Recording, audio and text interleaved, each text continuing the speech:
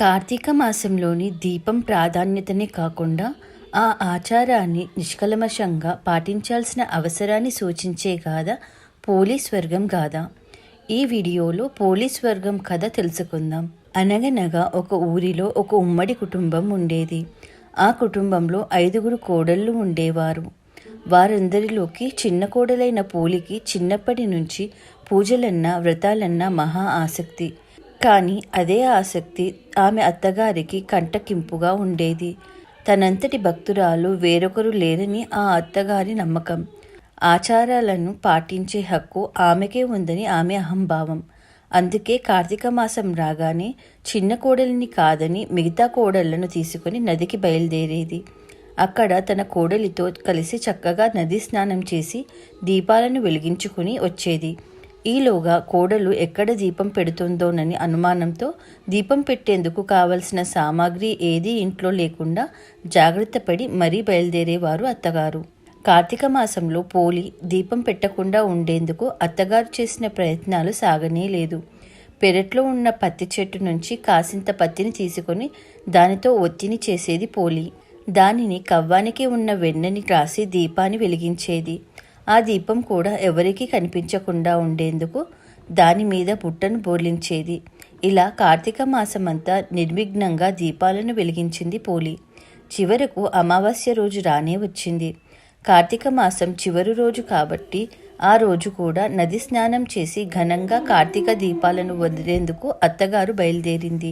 వెళ్తూ తన అత్తగారు ఆ రోజు కూడా దీపాలను పెట్టే తీరిక లేకుండా ఇంటి పనులను పోలీకి అప్పగించి మరీ వెళ్ళింది. కానీ పోలి ఎప్పటిలాగే ఇంటి పనులను చకచకా ముగించేసుకుని కార్తీక దీపాన్ని వెలిగించుకుంది. ఎన్ని అవంతరాలు వచ్చినా ఎంత కష్టసాధ్యమైనా కూడా ధర్మాచరణ చేసిన పోలిని చూసి దేవదూతలకు ముచ్చట వేసింది. వెంటనే ఆమెను బొందీలో స్వర్గానికి తీసుకువెళ్లేందుకు విమానం దిగి వచ్చింది.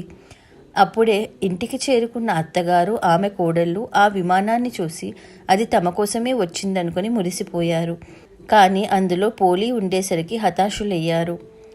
ఎలాగైనా ఆమెతో పాటు తాము కూడా స్వర్గానికి వెళ్ళాలనుకునే ఆత్రంలో పోలి కాలును పట్టుకొని వేలాడే ప్రయత్నం చేసినా ఉపయోగం లేకపోయింది. విమానంలోని దేవదూతలు పోలికి మాత్రమే స్వర్గానికి చేరుకునేంతటి నిష్కల్మషమైన మనసు ఉందని చెబుతూ వారిని కిందికి దించివేశారు. ఈ నేపథ్యంలో తెలుగునాట స్త్రీలంతా పోలిని తలుచుకుంటూ అమావాస్య రోజు ఉదయాన్నే అరటి దుప్పలలో ఒత్తులను వెలిగించి నీటిలో వదులుతారు. ఈ నగర జీవితంలో మనకు దగ్గరలోని చెరువులు నదులు అందుబాటులో ఉండే అవకాశం లేదు కాబట్టి టబ్బులలో ఈ దీపాలను వదిలేలా ఆచారం రూపాంతరం చెందింది. ఇలా వదిలిన అరటి దీపాలను చూసుకుంటూ పోలిని తలుచుకుంటారు.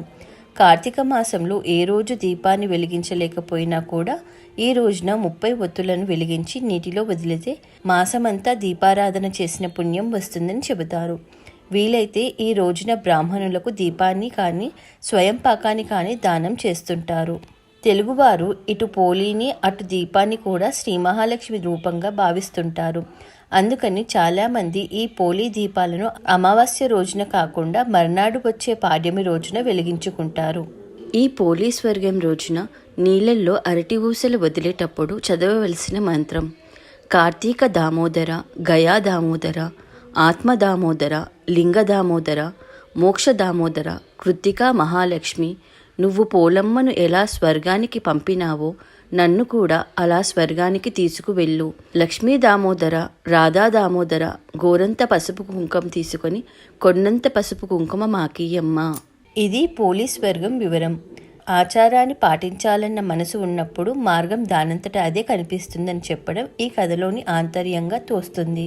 భగవంతుని కొల్చుకోవడానికి కావాల్సింది శ్రద్ధే కానీ ఆడంబరం కాదని సూచిస్తుంది. అత్త కోడళ్ల మధ్య సఖ్యత ఉండాలన్న నీతిని బోధిస్తుంది. అందుకే ప్రతి కార్తీక మాసంలోనూ ప్రతి తెలుగు ఇంట్లోనూ పోలీస్ వర్గం కథ వినిపిస్తూనే ఉంటుంది.